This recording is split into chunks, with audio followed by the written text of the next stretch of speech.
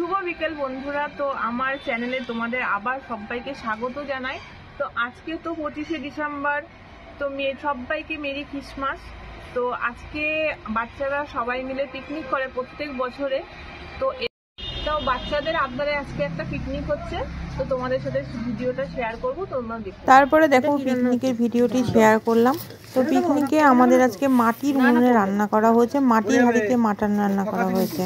তো পিকনিকে ছিল প্রথমে চিকেন পকোড়া, তারপরে মাটন কষা মানে মাটির হাঁড়িতে, তারপরে মুসুরির ডাল, আর হচ্ছে বিরিয়ানি চালের ভাত, আর হচ্ছে মানে আমের চাটনি, আর চিপস আছে।